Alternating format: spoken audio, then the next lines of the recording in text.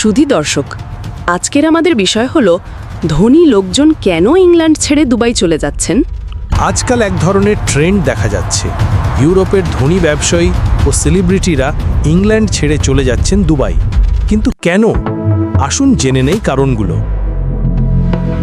ইংল্যান্ডে ধনীদের জন্য উচ্চ আয়ের কর, ইনকাম ট্যাক্স অনেক বেশি, কখনো কখনো 45% পর্যন্ত। অন্যদিকে দুবাইতে ব্যক্তিগত আয়ের ওপর কোনো ট্যাক্স নেই, অর্থাৎ যা উপার্জন করবেন তা পুরোটা নিজের হাতে থাকবে।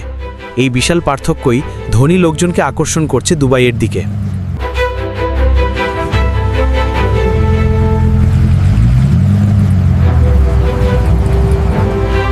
দুবাই মানেই বিলাসিতার শহর।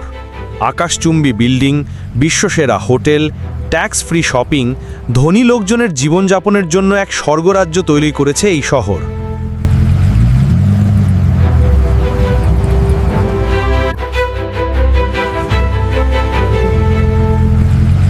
দুবাইয়ের নিরাপত্তা ব্যবস্থা বিশ্বের অন্যতম সেরা, আর বিনিয়োগের জন্য রয়েছে সহজ নীতি, ফ্রি জোন এবং প্রপার্টি কেনার সুযোগ। এতে ধনী লোকেরা দীর্ঘমেয়াদী পরিকল্পনা করতে সাহস পাচ্ছেন।